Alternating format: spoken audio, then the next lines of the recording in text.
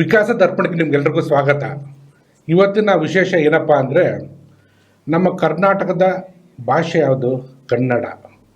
224 ಕಾನ್ಸ್ಟಿಟ್ಯೂಯೆನ್ಸಿಲಿನ್ನು ನಾವು ಡೆವಲಪ್ ಮಾಡಬೇಕು ಅಂತಿದ್ದೀವಿ. ಅಂದರೆ ರೂಟು ಕನ್ನಡದಿಂದನೇ ಶುರು ಮಾಡಬೇಕು ಅಂತ ನನ್ನ ಆಸೆ ಇದೆ. ಆ ನಿಟ್ಟಿನಲ್ಲಿ ನವಂಬರ್ 1 ಈವೆಂಟ್ನ ಲಾಂಚ್ ಮಾಡಿದ್ರು ಐಸ್ ಟಿ ವಿಲಿ. ಆ ಈವೆಂಟಲ್ಲಿ ಸುಮಾರು ಜನ ಕಾಲ್ಸ್ಗಳು ಬಂತು. ಅದರಲ್ಲಿ ಒಂದು ಕಾಲ್ ಮಾತ್ರ ನಿಹಾರಿಕಾ ಎನ್ ಅಂತ, she has done her MSc in geology, teaching professional ಇರುವಂತಹ ಇವರು ಮಾತಾಡಿದಂಥ ಕಾನ್ವರ್ಸೇಷನಲ್ಲಿ ಮತ್ತು ಅವ್ರ ಬ್ಯಾಕ್ಗ್ರೌಂಡ್ ನೋಡಿದಾಗ ಎಲ್ಲಾದರೂ ಒಂದು ಸ್ವಲ್ಪ ಇಂಟ್ರೆಸ್ಟಿಂಗ್ ಅಂತ ಅನಿಸ್ತು. ಯಾಕೆ ಅಂದರೆ ಯಂಗ್ಸ್ಟರ್ ಬೇಕಾಗಿತ್ತು ನಮಗೆ, ಕನ್ನಡನ ನೆಕ್ಸ್ಟ್ ಲೆವೆಲ್ ತೊಗೊಂಡೋಗ್ಬೇಕು ಅಂದರೆ. ಸೊ ಈ ನಿಟ್ಟಿನಲ್ಲಿ ಇವತ್ತಿನ ವಿಶೇಷವಾದ ಅತಿಥಿ ಬಂದ್ಬಿಟ್ಟು ನಿಹಾರಿಕಾ ಎನ್ ಅಂತ. ಮೇಡಮ್, ಸ್ವಾಗತ. ನಮಸ್ತೆ ಸರ್. ಸೊ ನಾನು ಹೇಳೋ ಬದಲಾಗಿ ಅವರ ಜೀವನ ಮತ್ತು ಇಲ್ಲಿವರೆಗೂ ಬಂದಿರುವಂಥ ದಾರಿ ಮತ್ತು ಅವರ ಫ್ಯಾಮಿಲಿ ಕನ್ನಡಕ್ಕೆ ಕಾಂಟ್ರಿಬ್ಯೂಷನ್ ಏನು ಅಂತ ನಾವೇ ತಿಳ್ಕೊಳ್ಳೋಣ. ದಯವಿಟ್ಟು ತಾವು ಹೇಳ್ಬೇಕು. ನಮಸ್ತೆ ಎಲ್ರಿಗೂ. ನಿಹಾರಿಕಾ ಅಂತ. ನಂದು ಎಜುಕೇಷನ್ ಎಲ್ಲ MSc ಆಗಿ ಸರ್ ಹೇಳ್ದಂಗೆ ಟೀಚಿಂಗ್ ಪ್ರೊಫೆಷನಲ್ ಇದ್ದೀನಿ. ಜೊತೆಲಿ ಕನ್ನಡ ಸಾಹಿತ್ಯಕ್ಕೂ ಕಾಂಟ್ರಿಬ್ಯೂಟ್ ಮಾಡ್ತಾ ಬಂದಿದ್ದೀನಿ. ಹಾಗೆ ನನ್ನ ಫ್ಯಾಮಿಲಿಯಲ್ಲಿ ನನ್ನ ತಂದೆ ಆಗಿರ್ಬೋದು, ತಾಯಿ ಆಗಿರ್ಬೋದು, ನಮ್ಮ ಅಜ್ಜಿಯವರು ಕೂಡ ಕನ್ನಡಕ್ಕೆ ಸತತವಾಗಿ ಕಾಂಟ್ರಿಬ್ಯೂಟ್ ಮಾಡ್ತಾನೆ ಇದ್ದಾರೆ. ಈ ಕಾಂಟ್ರಿಬ್ಯೂಷನ್ ಏನಿದೆ ಅದನ್ನು ನಾನು ಕಂಟಿನ್ಯೂ ಮಾಡಬೇಕು ಅನ್ನೋದು ನನ್ನ ಮುಂದಿನ ಗುರಿಯಾಗಿದೆ. ಇದಕ್ಕೆ ಒಂದು ಅವಕಾಶ ಮಾಡಿಕೊಟ್ಟಂತ ಸರ್ಗೆ ತುಂಬ ಧನ್ಯವಾದ ಹೇಳ್ತೀನಿ ಸರ್. ಏನೇನು ಕಾಂಟ್ರಿಬ್ಯೂಷನ್ ಏನೇನು ಮಾಡಿದ್ದಾರೆ ನಿಮ್ಮ ಮನೆ ಕಡೆಯವರು ಸ್ವಲ್ಪ ಹೇಳ್ತಾರೆ? ಸರ್, ನಮ್ಮ ತಾಯಿ ಅವರು ಪ್ರಿನ್ಸಿಪಲ್ ಆಗಿ ವರ್ಕ್ ಮಾಡ್ತಾ ಇದ್ರು ಡಿಗ್ರಿ ಕಾಲೇಜಲ್ಲಿ. ಅವರಿಗೂ ಕವನ ಬರೆಯೋದು ಅದೆಲ್ಲ ತುಂಬ ಹವ್ಯಾಸಗಳಿತ್ತು. ಹಾಗೆ ನಮ್ಮ ಅಜ್ಜಿಯವರಿಗೆ ಇವಾಗ ಅವರಿಗೆ 92 ವರ್ಷ ಆಗಿದ್ರು ಕೂಡ ಅವರು ಓದಿರೋದು 4ನೇ ತರಗತಿ ಆಗಿದ್ರು ಕೂಡ ಅವ್ರು 4 ಬುಕ್ಸ್ ಬರೆದಿದ್ದಾರೆ. ಅದರಲ್ಲಿ 3 ಕವನ ಸಂಕಲನ, ಆಮೇಲೆ ಒಂದೇದು ಒಂದು ಜೀವನ ಚರಿತ್ರೆ ಬರೆದಿದ್ದಾರೆ. ಅದು ಕವನ ಸಂಕಲನ ಚೆಲುವಿನ ಚಿತ್ತಾರ ಅಂತ. ಜೊತೆಲಿ ನಮ್ಮ ತಂದೆಯವರು ಕೂಡ ಗೌರ್ಮೆಂಟ್ ಎಂಪ್ಲಾಯಿ ಆಗಿದ್ರು. ಅವರು ರಿಟೈರ್ ಆದ ತಕ್ಷಣ ಅವರು ಕೂಡ ಸಾಹಿತ್ಯದಲ್ಲಿ ತೊಡಗಿಸ್ಕೊಂಡ್ರು. ಹೇಗೆ ಅಂದರೆ ರಂಗಭೂಮಿಯಲ್ಲಿ ಅವರು ತುಂಬ ಆ್ಯಕ್ಟಿವ್ ಆಗಿದ್ದರು. ಜೊತೆಲಿ ಅವರು ಆರ್ಟಿಕಲ್ಸ್ ಬರೆಯೋದು, ಕವನಗಳು ಬರೆಯೋದು ಅದೆಲ್ಲ ಇದ್ದರು. ಇದೆಲ್ಲ ಸೇರಿ ನನಗೂ ತುಂಬ ಸ್ಫೂರ್ತಿ ಸಿಕ್ಕಿದೆ. ಹಾಗೆ ಕನ್ನಡನ ಇನ್ನೊಂದು ಬೇರೆ ಲೆವೆಲಿಗೆ ತೊಗೊಂಡು ಹೋಗಬೇಕು ಅನ್ನೋದು ನನ್ನ ಮುಂದಿನ ಆಶಯ ಸರ್. ನಿಮ್ಮ ಎಂಟೈರ್ ಕುಟುಂಬ ಕನ್ನಡಕ್ಕೋಸ್ಕರ ನೀವು ಸೈಲೆಂಟ್ ವರ್ಕ್ ಮಾಡ್ತಾ ಇದ್ದೀರಾ? ಹೌದು. ಈಗ ನೀವೇನ್ ಮಾಡ್ಬೇಕು ಅಂತ, ನೆಕ್ಸ್ಟ್ ಲೆವೆಲ್ ಹೇಗೆ ತಗೊಂಡೋಗ್ಬೇಕು ಅಂತಿದ್ದೀರಾ? ಕನ್ನಡಕ್ಕೆ ಏನಂತ ನೀವು ಕಾಂಟ್ರಿಬ್ಯೂಟ್ ಮಾಡ್ಬೇಕು ಅಂತಿದ್ದೀರಾ? ಸರ್, ಇವಾಗ ಎಲ್ರಿಗೂ ಗೊತ್ತಿರೋ ಹಾಗೆ ಕನ್ನಡ ಅಂತಂದ್ರೆ ಅದಕ್ಕೊಂದು ಅವೇರ್ನೆಸ್ಸೇ ಕಡಿಮೆ ಆಗಿದೆ. ಇನ್ನೊಂದು ದುಃಖದ ಸಂಗತಿ ಏನಂದ್ರೆ ಕನ್ನಡದವರೇ ಕನ್ನಡ ಮಾತಾಡೋದನ್ನ ತುಂಬಾ ಕಡಿಮೆ ಮಾಡಿದ್ದಾರೆ. ಸೊ ಹಾಗಾಗಿ ನಮ್ಮ ಕಾನ್ಸ್ಟಿಟ್ಯೂಯೆನ್ಸೀಸ್ ಅಂತ ಏನು ಹೇಳ್ತೀವಿ, ಅಲ್ಲಿ ನಾವು ಒಂದೊಂದೇ ಕಾನ್ಸ್ಟಿಟ್ಯೂಯೆನ್ಸಿ ತಗೊಂಡು ಕನ್ನಡದ ಬಗ್ಗೆ ಒಂದು ಅವೇರ್ನೆಸ್ ಮೂಡಿಸೋದಾಗಿರ್ಬೋದು, ತುಂಬ ಜನ ಸಾಹಿತ್ಯಕ್ಕೆ ಪಾರ್ಟಿಸಿಪೇಟ್ ಮಾಡೋ ಥರ ಆಗಿರ್ಬೋದು, ಅದಕ್ಕೆ ಎಂಕರೇಜ್ ಮಾಡೋ ಥರ ಆಗಿರ್ಬೋದು. ಸೊ ಅಲ್ಲಿ ನಾನು ಕಾಂಟ್ರಿಬ್ಯೂಟ್ ಮಾಡಬೇಕು ಅಂತ ಇಷ್ಟಪಡ್ತೀನಿ ಸರ್. ವಿಕಾಸ ದರ್ಪಣ ನೋಡಿ ಇನ್ಸ್ಪೈರ್ ಆಗಿಬಿಟ್ಟು ನಾನು 224 ಕಾನ್ಸ್ಟಿಟ್ಯೂನ್ಸಿಲಿ ಒಂದು ಕಾನ್ಸ್ಟಿಟ್ಯೂನ್ಸಿ ನಾನು ಅಡಾಪ್ಟ್ ಮಾಡ್ಕೊಂಡು ನಾನು ಕನ್ನಡಕ್ಕೆ ವರ್ಕ್ ಮಾಡ್ತೀನಿ ಅಂತ ನಿಹಾರಿಕಾ ಅವ್ರು ಹೇಳಿದ್ರು. ಫಸ್ಟು ಆ ಥರ ಕಾಲ್ ಬಂದು ಈ ಒಂದು ವಿಚಾರನ ಹೇಳಿದ್ದು. ಈ ನಿಟ್ಟಿನಲ್ಲಿ ನಾನು ಒಂದು ವಿಚಾರಗಳನ್ನ ತಮ್ಮ ಹತ್ರ ಶೇರ್ ಮಾಡ್ಕೋಬೇಕು. ಕನ್ನಡ ಅಂದಿದ್ಕೊಳ್ಳೋ ಇಮಿಡಿಯೇಟಾಗಿ ಬರೋದು ನಮ್ಮ ಡಾಕ್ಟರ್ ರಾಜ್ಕುಮಾರ್ ಅವರು. ರಾಜ್ಕುಮಾರ್ ಅಂದಿದ್ಕೊಳ್ಳೋ ಎಂಟೈರ್ ವರ್ಲ್ಡಲ್ಲಿ ಅವರೊಂದು ಮೆಸೇಜ್ ಕೊಟ್ಟಿದ್ದಾರೆ. ಅವರ ಒಂದು ಕಲ್ಚರು, ಡೌನ್ ಟು ಅರ್ತ್, ಆ ನೇಚರು, ಕನ್ನಡ ಜೊತೆಲಿ ಆ ಕಲ್ಚರನ್ನು ನಾವು ಅಳವಡಿಸ್ಕೋಬೇಕು ಕನ್ನಡಿಗರಾಗಿ. ಬಸವಣ್ಣವರು ವಚನಗಳು ಕನ್ನಡದಲ್ಲಿರೋದು. ಬಸವಣ್ಣ ವಚನಗಳನ್ನ ಕನ್ನಡದ ಜೊತೆಲಿ, ಭಾಷೆ ಜೊತೆಲಿ ಆ ಗುಣಗಳನ್ನ ನಾವು ಅಳವಡಿಸ್ಕೋಬೇಕು. ಈ ನಿಟ್ಟಿನಲ್ಲಿ ವಿಕಾಸ ದರ್ಪಣ ಮುಖೇನ ನಾವು 224 ಕಾನ್ಸ್ಟಿಟ್ಯೂಯೆನ್ಸಿಲಿನೂ ನಾವೊಂದು ಟ್ರೈನಿಂಗ್ ಸೆಂಟರ್ ಓಪನ್ ಮಾಡ್ತಾ ಇದ್ದೀವಿ. ಈ ಟ್ರೈನಿಂಗ್ ಸೆಂಟರಲ್ಲಿ ಕನ್ನಡವನ್ನು ಟ್ರೈನಿಂಗ್ ಕೊಡೋದಲ್ದೇ ಬರೀ ಕನ್ನಡಿಗರಿಗಲ್ಲ, ಕನ್ನಡ ಭಾಷೆನ ಯಾರೇ ಇಷ್ಟಪಟ್ರು ಅವ್ರಿಗೆಲ್ರಿಗೂ ಸ್ವಾಗತ. ಯಾಕೆ ಇದನ್ನು ಹೇಳ್ತಾ ಇದ್ದೀನಿ ಅಂದರೆ, ನಾವು ಜರ್ಮನ್ ಲ್ಯಾಂಗ್ವೇಜಸ್ ಇದು ಟ್ರೈನಿಂಗ್ ಇನ್ಸ್ಟಿಟ್ಯೂಟ್ಸ್ ಇದೆ, ಜಪಾನೀಸ್ ಇದೆ, ಫ್ರೆಂಚ್ ಇದೆ. ಏನಕ್ಕಿದೆ ಅಂದರೆ ಅದನ್ನು ಕಲಿತ್ರೆ ಅವ್ರಿಗೆ ಕೆರಿಯರಲ್ಲಿ ಡೆವಲಪ್ಮೆಂಟ್ ಆಗುತ್ತೆ, ಗ್ರೋತ್ ಆಗುತ್ತೆ, ಜಾಬ್ ಸಿಗುತ್ತೆ, ಫೈನಾನ್ಷಿಯಲಿ ಡೆವಲಪ್ ಆಗ್ತಾರೆ. ಹಂಗಾಗಿ ಡಿಮ್ಯಾಂಡ್ ಇದೆ. ಸೊ ಕನ್ನಡ ಭಾಷೆ ಮೇಲೆ ನಮಗೆ ಅಭಿಮಾನದ ಜೊತೆಲಿ ಅದನ್ನು ಕಲಿತವ್ರಿಗೆ ಡೆವಲಪ್ಮೆಂಟ್ ಆಗಬೇಕು. ಕನ್ನಡನ ಕಲೀರಿ ಅಂತ ಫೋರ್ಸ್ ಮಾಡಬಾರ್ದು, ಕನ್ನಡ ಕಲೀಲೇಬೇಕು ಅನ್ನೋಂಗೆ ನಾವು ಮಾಡಬೇಕು. ಆ ನಿಟ್ಟಿನಲ್ಲಿ ನಾವು ಯಾರ್ಯಾರು ಕನ್ನಡ ಟ್ರೈನಿಂಗ್ ತೊಗೊಳ್ತಾರೆ ನಮ್ಮ ಚಾನಲ್ ಮುಖೇನ ಜೊತೆಯಲ್ಲಿ ಕಲ್ಚರ್ ಬೇಸ್ಡ್ ವ್ಯಕ್ತಿ ವಿಕಾಸನ ಟ್ರೈನಿಂಗ್ ಪ್ರೋಗ್ರಾಮ್ ಎರಡು ಕಂಬೈನ್ ಮಾಡಿಬಿಟ್ಟು ಒಂದು ಕೋರ್ಸ್ನ ಲಾಂಚ್ ಮಾಡ್ತೀವಿ 224 ಕಾನ್ಸ್ಟಿಟ್ಯೂನ್ಸಿಲಿನೂ. ಆ ಕೋರ್ಸ್ನ ಯಾರು ಅಡಾಪ್ಟ್ ಮಾಡ್ಕೊಳ್ತಾರೆ ಅವ್ರಿಗೆ ಲಾಸ್ಟ್ ಇಯರ್ ನಾವು ಎಪಿಸೋಡಲ್ಲಿ ಹೋಟೆಲ್ ಇಂಡಸ್ಟ್ರಿಗೆ ನಾವು ಮ್ಯಾನ್ ಪವರ್ ಸಪ್ಲೈ ಮಾಡ್ತೀವಿ ಅಂತೆಲ್ಲ ಮಾತು ಕೊಟ್ಟಿದ್ದೀವಿ. ಎಜುಕೇಷನ್ ಇನ್ಸ್ಟಿಟ್ಯೂಷನ್ ಇರ್ಬೋದು, ಕಂಪ್ನೀಸ್ಗಳು ಇರ್ಬೋದು, ಜಾಬ್ ಪ್ಲೇಸ್ಮೆಂಟ್ಗೆ ನಾವು ಈ ಒಂದು ಟ್ರೈನಿಂಗ್ ಕೋರ್ಸ್ ಆಗೋದ್ಗಳನ್ನೇ ಸಪೋರ್ಟ್ ಮಾಡ್ತೀವಿ. ಅವಾಗೇನಾದ್ರು ಗೊತ್ತಾ, ಕನ್ನಡ ಭಾಷೆ ಅಭಿಮಾನ ಜೊತೆಲಿ ಗ್ರೋತು ಇದೆ ಅವ್ರಿಗೆ ಅಂದರೆ ಎಲ್ರಿಗೂ ತುಂಬ ಸಂತೋಷ ಆಗುತ್ತೆ, ಡೆವಲಪ್ಮೆಂಟ್ ಆಗುತ್ತೆ. ಆ ನಿಟ್ಟಿನಲ್ಲಿ ನಿಯಾರಿಕೆ ಅವ್ರಿಗೆ ಒಂದು ಕಾನ್ಸ್ಟಿಟ್ಯೂನ್ಸಿ ತೊಗೊಳ್ತಾ ಅವರೇ ವಾಲಂಟಿಯರಾಗಿ ಬಂದರು. ನಿಜವಾಗ್ಲೂ ತುಂಬ ಸಂತೋಷವಾದ ವಿಚಾರ. ಮೇಡಮ್, ಇವಾಗ ನಾವು ಒಂದು ಕಾನ್ಸ್ಟಿಟ್ಯೂನ್ಸಿ ಕೊಡ್ತೀವಿ ಅಂತ ಟ್ರೈನಿಂಗ್ ಎಲ್ಲನೂ ಮಾಡ್ತೀವಿ, ಅವೇರ್ನೆಸ್ನು ಕ್ರಿಯೇಟ್ ಮಾಡ್ತೀವಿ. ನಿಮ್ಮಂಗೆ ನಮ್ಗೆ ಸಿಗಬೇಕಲ್ಲ 224, ನಿಮ್ಮ ಪ್ರಕಾರ ಸಿಗ್ತಾರಾ? ನಿಮ್ಮ ಅದರಲ್ಲಿ ಏನಾದ್ರು ಕಾಂಟ್ರಿಬ್ಯೂಷನ್ ಇದೆ ನಿಮ್ಮ ಕಡೆಯಿಂದ? ಖಂಡಿತವಾಗ್ಲೂ ಸಿಗ್ತಾರೆ ಸರ್. ತುಂಬ ಕಾನ್ಫಿಡೆನ್ಸಿಂದ ಈ ಮಾತಿನ ಹೇಳ್ತಾ ಇದ್ದೀನಿ. ಯಾಕಂದರೆ ನೀವೇ ಹೇಳ್ದಂಗೆ ಕನ್ನಡ ಜೊತೆಗೆ ಅಭಿಮಾನ ಇದೆ, ಜೊತೆಲಿ ಸುಮಾರು ಜನ ಕನ್ನಡ ಅಭಿಮಾನ ಅಂತ ಇದ್ದೇ ಇದೆ, ಆದರೆ ಎಲ್ಲಿ ಗ್ರೋತ್ ಇದೆ ಅಂತ ಹುಡುಕ್ತಾ ಇರ್ತಾರೆ. ಹಾಗಾಗಿ ಆ ಆಪರ್ಚುನಿಟಿ ಇದೆ ಅಂತ ನಾವೊಂದು ಪ್ಲ್ಯಾಟ್ಫಾರ್ಮ್ ಕ್ರಿಯೇಟ್ ಮಾಡಿದ್ದೀವಿ ಅಂತ ಗೊತ್ತಾದರೆ ಖಂಡಿತವಾಗ್ಲೂ ಪ್ರತಿಯೊಬ್ಬರು ಕನ್ನಡಿಗರು ಕೂಡ ಮುಂದೆ ಬಂದೇ ಬರ್ತಾರೆ ಅಂತ ನನ್ನ ಅನಿಸಿಕೆ ಸರ್. ನಿಮ್ಮ ಅನಿಸಿಕೆ ಆಗಲಿ ಅಂತ ನಾವು ಪ್ರಾರ್ಥನೆ ಮಾಡ್ತೀವಿ. ಮೇಡಮ್, ನಿಮ್ಮದು ಕವನ ನೀವು ಬರೆದಿದ್ದೀರ ಅಂತ ಹೇಳಿದ್ರೆ ಒಂದೆರಡು ಕವನ ತಮ್ಮದು ಹೇಳ್ಬೋದಾ?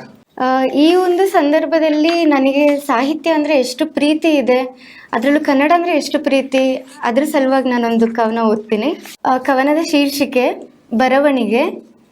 ಬರವಣಿಗೆ ತುಂಬುತ್ತಾ ಜೀವ ಪದಗಳಿಗೆ, ಸಾಗುತ್ತಾ ದಾರಿ ಹೀಗೆ, ಸಾಗುತ್ತಾ ದಾರಿ ಹೀಗೆ, ನನ್ನ ಮನದಾಳದ ಭಾವನೆಗಳೆಡೆಗೆ, ತೀರದ ಸೆಳೆತ, ತೀರದ ಸೆಳೆತ, ಸಾಹಿತ್ಯ ಲೋಕವೆನಗೆ.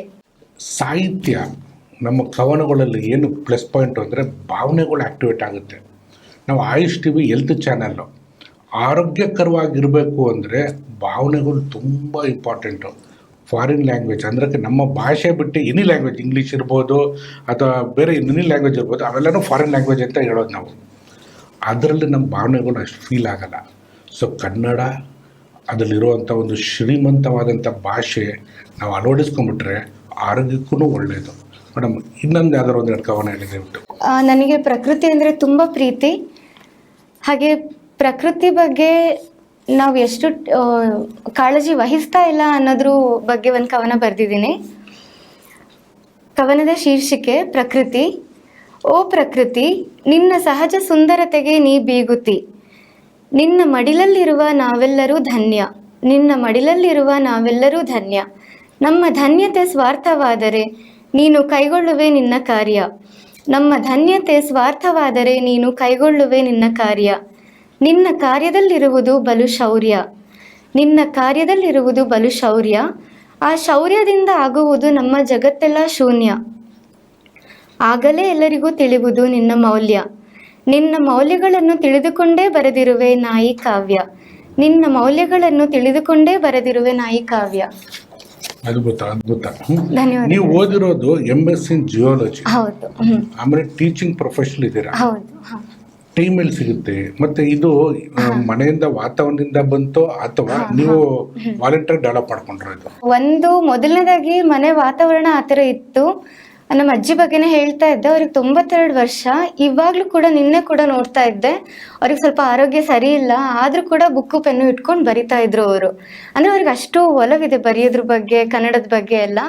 ಒಂದು ಮನೆ ವಾತಾವರಣನೂ ಕಾರಣ ಆಗಿದೆ, ಜೊತೆಯಲ್ಲಿ ನನ್ನ ಭಾವನೆಗಳನ್ನ ನಾನು ಎಕ್ಸ್ಪ್ರೆಸ್ ಮಾಡೋದಕ್ಕೆ ಇದು ತುಂಬ ಹೆಲ್ಪ್ ಆಗಿದೆ ನನಗೆ. ನಾನು ಆವಾಗಲೇ ಹೇಳ್ತೇನೆ ಆರೋಗ್ಯಕ್ಕೆ ಹೆಂಗೆ ಲಿಂಕ್ ಇದೆ ಅಂದರೆ, ಅವ್ರ ಅಜ್ಜಿ ಈಗಲೂ ಬರೀತಾರೆ, 92 ವರ್ಷ. ಭಾವನೆಗಳು, ಫೀಲಿಂಗ್ಸ್ಗಳನ್ನ ಶೇರ್ ಮಾಡ್ತಾರೆ. ಅವ್ರಿಗೆ ಸ್ಟ್ರೆಸ್ ಆದ್ರೂ ರೈಟಿಂಗಲ್ಲಿ ತಂದುಬಿಡ್ತಾರೆ, ಖುಷಿ ಆದರೂ ರೈಟಿಂಗಲ್ಲಿ ತರ್ತಾರೆ. It will play major role. ಅವ್ರು ಬರೆದಿರೋ ಬುಕ್ಸ್ ತೋರಿಸ್ತಾರೆ ನಮ್ಮ ವೀಕ್ಷಕರಿಗೆ. ಖಂಡಿತ ಸರ್. ಇದು ಅವರ 2ನೇ ಕವನ ಸಂಕಲನ ಚೆಲುವಿನ ಚಿತ್ತಾರ ಅಂತ.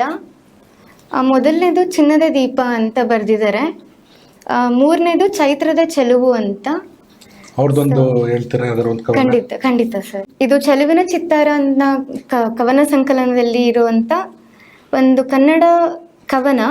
ಶೀರ್ಷಿಕೆ ಕನ್ನಡದ ಅಕ್ಷರ. ಕನ್ನಡದ ಅಕ್ಷರ ಕಂಡು ಹಿಡಿದವರಿಗೆ ಚಿನ್ನದಂತಹ ವ್ಯಾಖ್ಯದ ನುಡಿಗೆ, ಜನಕ್ಕೆ ಅಮೂಲ್ಯ ಕೊಡುಗೆ, ಜನಕ್ಕೆ ಅಮೂಲ್ಯ ಕೊಡುಗೆ, ನನ್ನದು 100 ನಮನ ಅವರಿಗೆ, ನನ್ನದು 100 ನಮನ ಅವರಿಗೆ. ಕಲಿಯಲು ಬೇಕು ಕನ್ನಡದಕ್ಷರ, ಕಲಿಯಲು ಬೇಕು ಕನ್ನಡದಕ್ಷರ, ಯಾವ ಪುಣ್ಯಾತ್ಮರು ಕಂಡು ಹಿಡಿದವರ, ಯಾವ ಪುಣ್ಯಾತ್ಮರು ಕಂಡು ಹಿಡಿದವರ, ಕನ್ನಡದಕ್ಷರ ಭಾಷೆಯ ವಿವರ, ಕನ್ನಡದಕ್ಷರ ಭಾಷೆಯ ವಿವರ, ನಮ್ಮ ಬರಹಕ್ಕೆ ಬುನಾದಿಯಾಗರ. ಇದು ನಮ್ಮ ಅಜ್ಜಿಯವರು ಕನ್ನಡದ ಒಂದೊಂದು ಅಕ್ಷರಕ್ಕೂ ಕೂಡ ಎಷ್ಟು ಧನ್ಯತೆ ತೋರಿಸಿದ್ದಾರೆ ಅಂದರೆ ಈ ಪದ್ಯದಲ್ಲಿ ಅದು ಗೊತ್ತಾಗ್ತಾ ಇದೆ. ಸೊ ಇದೇ ಥರ ಒಂದು ಧನ್ಯತಾ ಮನೋಭಾವನೆ ನಮ್ಮೆಲ್ರಿಗೂ ನಾವು ಬೆಳೆಸ್ಕೋಬೇಕು ಅಂತ ನನ್ನ ಆಶಯ. ಸೊ ಇಲ್ಲಿ ನಿಮ್ಮ ಅಜ್ಜಿಯಿಂದ ನೀವು ಇನ್ಸ್ಪೈರ್ ಆದ್ರೆ ಮತ್ತು ಈಗಲೂ ಅವರು ಬರೀತಿದ್ದಾರೆ ಅಂತ ಹೇಳಿದ್ರೆ, ಇವಾಗ ನಾವು ಈ ಬುಕ್ಸಲ್ಲಿ ಬರೀತೀವಿ, ಬುಕ್ ಓದೋರಿಲ್ಲ ಇವತ್ತು.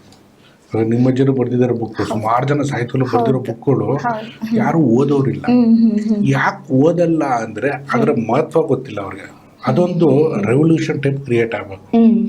ಆ ನಿಟ್ಟಿನಲ್ಲಿ ನಾವು 224 ಕಾನ್ಸ್ಟಿಟ್ಯೂನ್ಸಿಲಿನ್ನು ಒಂದು ಸಮ್ಮೇಳನ ಮಾಡುವಂಥದ್ದು, ಸಾಹಿತ್ಯಗಳನ್ನ ಕೂಗ್ಸುವಂಥದ್ದು, ಜನಕ್ಕೆ ಅದು ಕ್ರಿಯೇಟ್ ಮಾಡಬೇಕು. ಜೊತೆಗೆ ಬುಕ್ಸ್ ಓದೋಂಗೆ ಮಾಡಬೇಕು. ಈ ನಿಟ್ಟಿನಲ್ಲಿ ನಿಮ್ಮ ಕಾಂಟ್ರಿಬ್ಯೂಷನ್, ನೀವು ನನ್ನ ಹತ್ರ ಅವಾಗಲೇ ಮಾತಾಡಿದ್ರಿ, ಅದನ್ನ ಸ್ವಲ್ಪ ವೀಕ್ಷಕರಿಗೂ ಹೇಳಿ. ಖಂಡಿತ ಸರ್. ನಿಜ ಹೇಳಬೇಕು ಅಂದರೆ ಕನ್ನಡಕ್ಕೋಸ್ಕರ ಕೆಲಸಗಳು ನಡೀತಾನೆ ಇದೆ. ಅದೇ ಸಮಾರಂಭಗಳಾಗಿರ್ಬೋದು, ಸನ್ಮಾನ ಸಮಾರಂಭಗಳಾಗಿರ್ಬೋದು. ಆದರೆ ಎಲ್ಲೋ ಒಂದು ಕಡೆ ಆ ಸಾಹಿತ್ಯದ ಒಲವು ಅನ್ನೋದು ಏನಿದೆ, ಆ ಮಹತ್ವನ ಪ್ರಪಂಚಕ್ಕೆ ಸಾರುವಂಥದ್ದೇನಿದೆ, ಅದು ಮತ್ತೆ ನಾವು ತರಬೇಕಾಗಿದೆ ಸರ್. ಸೊ ಈಗ ಯಾರೇ ಸಾಹಿತಿಗಳಾಗಿರ್ಬೋದು, ಅವರು ಏನಕ್ಕೆ ಬರೆಯೋದಕ್ಕೆ ಸ್ಟಾರ್ಟ್ ಮಾಡಿದ್ದಾರೆ, ಬರೆಯೋದ್ರಿಂದ ಅವ್ರಿಗೆ ಏನೆಲ್ಲ ಯಾವ ಥರ ಅವ್ರ ಜೀವನನ ನೋಡ್ತಾ ಇದ್ದಾರೆ, ಅದನ್ನೆಲ್ಲ ನಾವು ವೀಕ್ಷಕರಿಗೆ ಹೇಳಿದ್ರೆ ಅವರು ಕೂಡ ಸ್ಫೂರ್ತಿ ತಗೊಂಡು ಕನ್ನಡದ ಬಗ್ಗೆ ಸಾಹಿತ್ಯ ಒಲವು ತೋರಿಸ್ತಾರೆ ಅಂತ ಸರ್.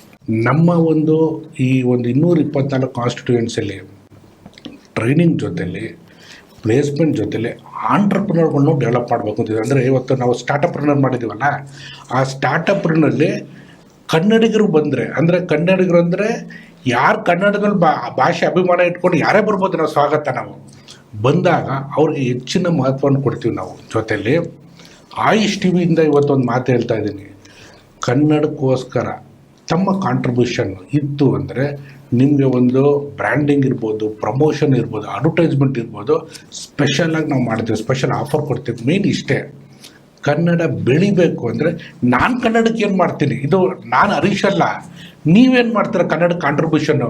ಬರೀ ನವಂಬರ್ ಬಂದ ಮಾತ್ರ ಕನ್ನಡ ಅಲ್ಲ, ಪ್ರತಿದಿನ ನಮ್ಮ ಉಸಿರಲ್ಲಿ ಕ್ಷಣ ಕ್ಷಣನೂ ಕನ್ನಡ ಇರಬೇಕು. ಇವತ್ತು ಶಂಕರ್ನಾಗ್ ಅವ್ರು ಕೊಟ್ಟಿರುವಂಥ ಕಾಂಟ್ರಿಬ್ಯೂಷನ್ನು ಅದ್ಭುತವಾದದ್ದು. ನೀವು ಯಾರೇ ನೋಡಿ, ರವಿಚಂದ್ರನ್ ಕೊಟ್ಟಿರುವಂಥ ಕಾಂಟ್ರಿಬ್ಯೂಷನ್ ಅದ್ಭುತವಾದದ್ದು. ನಮಗೆ ಕಾಂಟ್ರಿಬ್ಯೂಷನ್ ಯಾರು ಮಾಡ್ತಾರೆ ಇಂಪಾರ್ಟೆಂಟ್ ಇತ್ತು. ಫಿಲಮು ಇಂಡಸ್ಟ್ರಿ KGF ಇಂದ ಎಂಟೈರ್ ವರ್ಲ್ಡು ಎಲ್ಲರೂ ನೋಡೋಂಗಾಯ್ತು ಕನ್ನಡನ. ಕಾಂತಾರ ಎಂಟೈರ್ ವರ್ಲ್ಡ್ ನೋಡೋಕೆ ಶುರು ಮಾಡಿದ್ರು ಕನ್ನಡನ. ಯಾಕೆಳೆ ಆ ಶಕ್ತಿ ಕನ್ನಡದಲ್ಲಿದೆ. ಬಟ್ ತೋರಿಸೋದು ಯಾರು? ನಾವುಗಳೇ ಮಾಡಬೇಕು.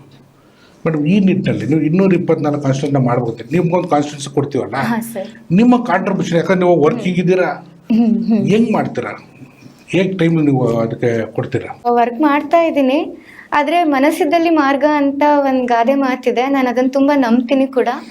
ಸೊ ಹಾಗಾಗಿ ನಾವು ಏನಾದರೂ ಖಂಡಿತ ಒಂದು ವಿಷಯನ ಸಾಧಿಸಲೇಬೇಕು ಅಂತ ಅಂದ್ಕೊಂಡ್ರೆ ನೂರಾರು ದಾರಿಗಳಿದ್ದೇ ಇರುತ್ತೆ. ಸೊ ಹನಿ ಹನಿ ಗೂಡಿದರೆ ಹಳ್ಳ ಅಂತ ಕೂಡ ಒಂದು ಗಾದೆ ಇದೆ.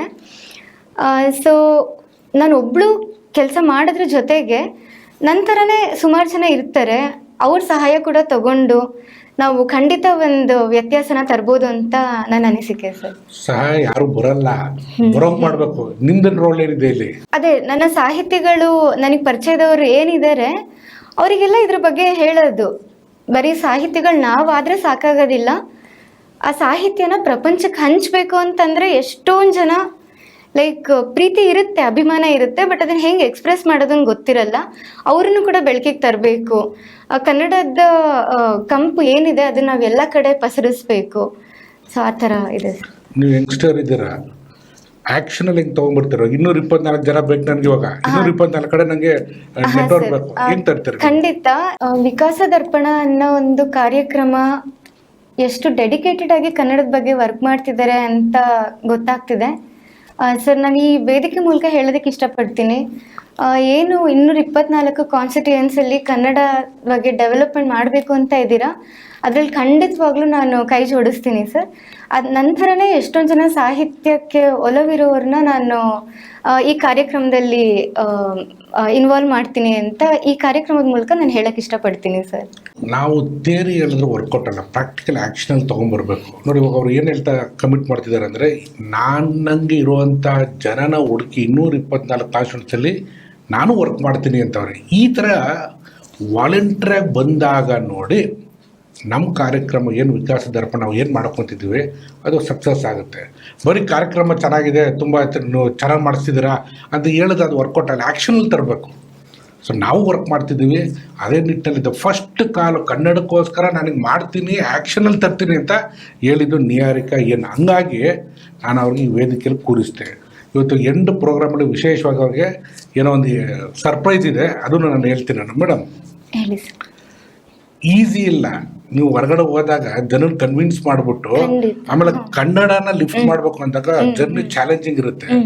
ರೆಡಿ ಇದ್ದೀರಾ? ಸ್ಯಾಕ್ರಿಫೈಸ್ ನೋಡಿ, ಸ್ಯಾಕ್ರಿಫೈಸ್ ಇರಬೇಕು, ಟೈಮ್ ಕೊಡಬೇಕು, ಹ್ಯುಮಿಲೇಷನ್ ಆಗುತ್ತೆ, ಎಲ್ಲದಕ್ಕೂ ರೆಡಿ ಇದೆ. ನೀವು ಮಾಡಕ್ ತಯಾರಿದ್ದೀರಾ? ತುಂಬಾ ಒಳ್ಳೆ ಪಾಯಿಂಟ್ ನ ಹೇಳಿದ್ರಿ ಸರ್. ಯಾಕಂದ್ರೆ ಹಿಸ್ಟ್ರಿ ಕೂಡ ಓದ್ಕೊಂಡ್ ಬಂದಿದ್ದೀವಿ. ನಮ್ಮ ಹಿಸ್ಟ್ರಿಯಲ್ಲಿ ಯಾರ್ಯಾರು ಮಹಾನ್ ಚೇಂಜಸ್ನ ತಂದಿದ್ದಾರೆ ಅವರು ಕೂಡ ಎಲ್ಲ ಥರದ ಅಪ್ಸ್ ಆ್ಯಂಡ್ ಡೌನ್ಸ್ನ ಕೂಡ ಫೇಸ್ ಮಾಡಿದ್ದಾರೆ. ಈಗ ನಾವು ಕನ್ನಡದ ಬಗ್ಗೆ ಒಂದು ದೊಡ್ಡ ರೆವಲ್ಯೂಷನ್ ಮಾಡಬೇಕು ಅಂತಂದರೆ ಖಂಡಿತವಾಗ್ಲೂ ಅದ್ರ ಮುಂದೆ ಏನೇ ಚಾಲೆಂಜಸ್ ಬಂದರೂ ನಾವು ಅದನ್ನು ಫೇಸ್ ಮಾಡೋಕ್ಕೆ ರೆಡಿ ಇರಬೇಕು. ರೆಡಿ ಇದ್ದೀವಿ sir. Very good, very good. ನೋಡಿ, ಇವಾಗ ಬಸವಣ್ಣನ ವಚನಗಳಿದೆ ಅಲ್ಲ, ಆ ವಚನಗಳು ನಾವು ಕೇಳ್ತಿದ್ದೀವಿ, ಬಟ್ ನಾವು ವಾಲಂಟಿಯರಾಗಿ ನೋಡಿ ಅದನ್ನು ಅಳವಡಿಸ್ತಿದ್ದೀವ? ಇಲ್ಲ. ಸೊ ಎಲ್ಲ 224 ಕಾನ್ಸ್ಟಿಟ್ಯೂಯೆನ್ಸಿಲೂ ಮನೆಯಲ್ಲೂ ಅದನ್ನು ಅಳವಡಿಸೋಂಗೆ ಆಗಬೇಕು. ಇದೇ ಟೈಪ್ ನಮ್ಮ ಸಾಹಿತ್ಯಗಳು ಎಷ್ಟು ಜನ ಅವ್ರು ಬರೆದಿದ್ದಾರಲ್ಲ, ಅವು ಎಲ್ಲವನ್ನು ಅಳವಡಿಸುವಂತಹ ಒಂದು ಅವೇರ್ನೆಸ್ ಕ್ರಿಯೇಟ್ ಆಗಬೇಕು. ಮಂಕುತಿಮ್ಮನ ಕಗ್ಗ ಎಂಥ ಅದ್ಭುತವಾದದ್ದು.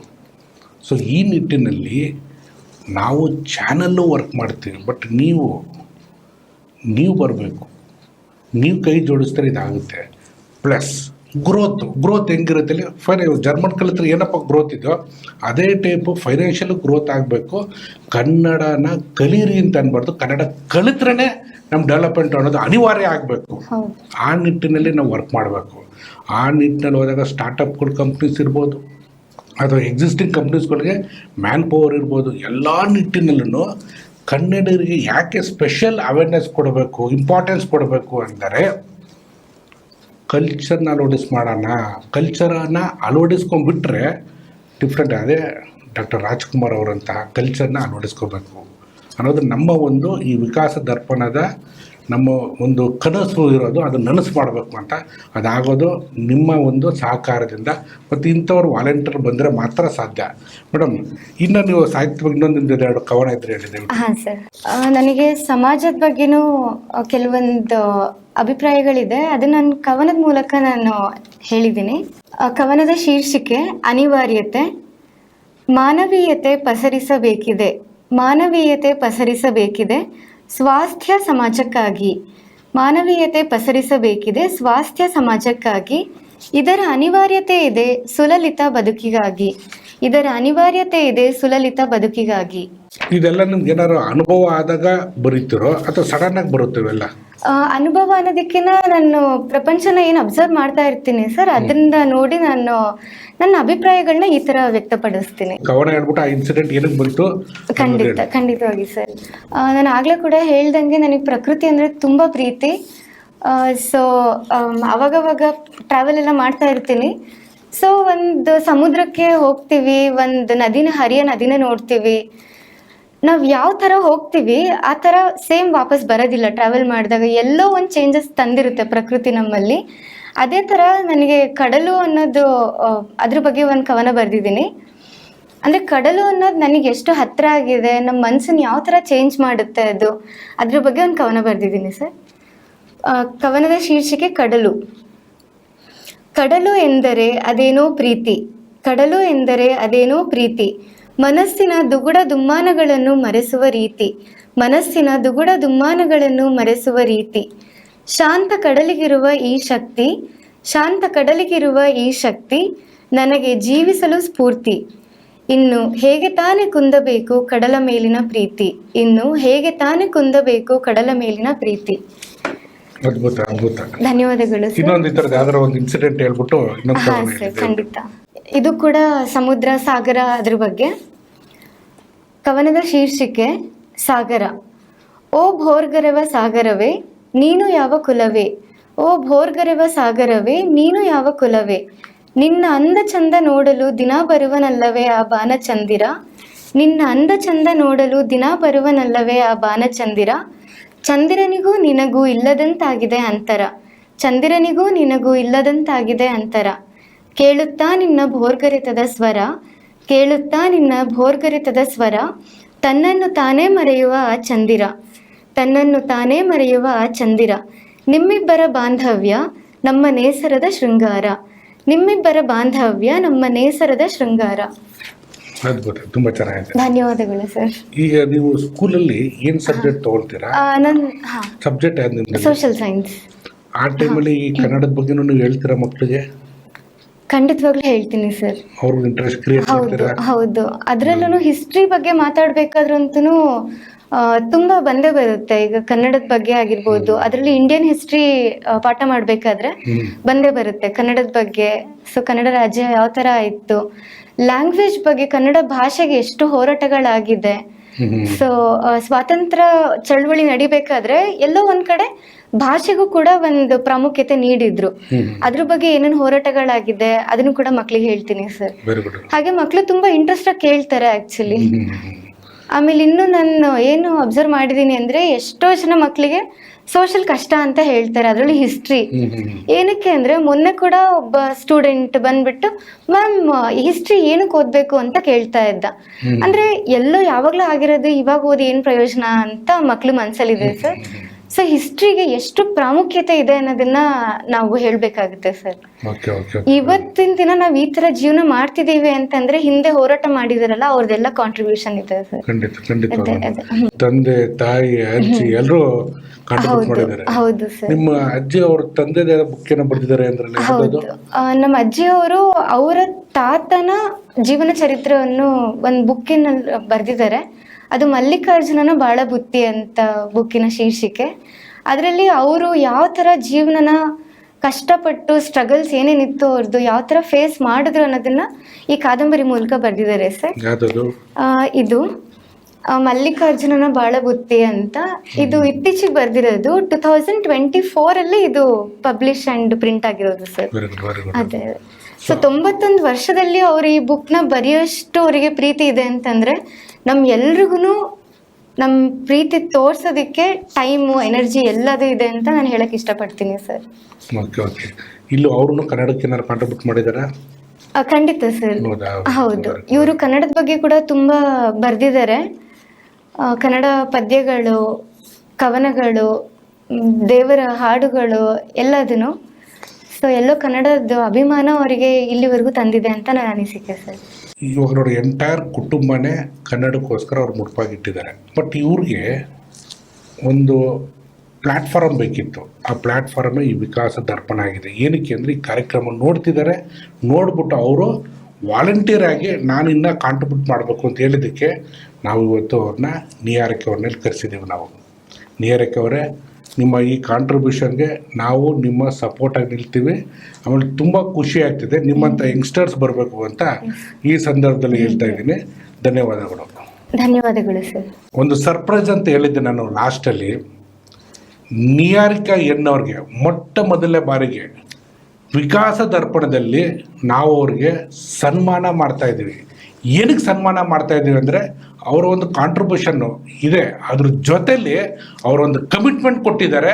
ಕನ್ನಡಕ್ಕೋಸ್ಕರ ನಾನು ನಿಮ್ಮ ಜೊತೆ ವಿಕಾಸ ದರ್ಪಣ ಮುಖೇನ ನಾನು ದುಡಿತೀನಿ ಅಂತ, ಕನ್ನಡನ ಲಿಫ್ಟ್ ಮಾಡೋದಕ್ಕೆ ಒಂದು ಕಾನ್ಸ್ಟಿಟ್ಯೂನ್ಸಿನ ಅಡಾಪ್ಟ್ ಮಾಡ್ಕೊಳ್ತೀನಿ ಅಂತ. ಜೊತೆಲೆ 224 ಕಾನ್ಸ್ಟಿಟ್ಯೂನ್ಸಿಲೂ ನಾನು ಎಷ್ಟಾಗುತ್ತೋ ಅಷ್ಟು ಕಾಂಟ್ರಿಬ್ಯೂಟ್ ಮಾಡಿ ನಮ್ಮಂಥವ್ರನ್ನ ನಾನು ಇಲ್ಲಿ ಬೆಳಕಿಗೆ ತರ್ತೀನಿ ಅಂತ ಹೇಳ್ತಿದ್ದಾರೆ. ಹಾಗಾಗಿ ಆ ಸರ್ಪ್ರೈಸ್ ಇವಾಗಿದೆ, ಎಲ್ಲರೂ ನೋಡಬೇಕು.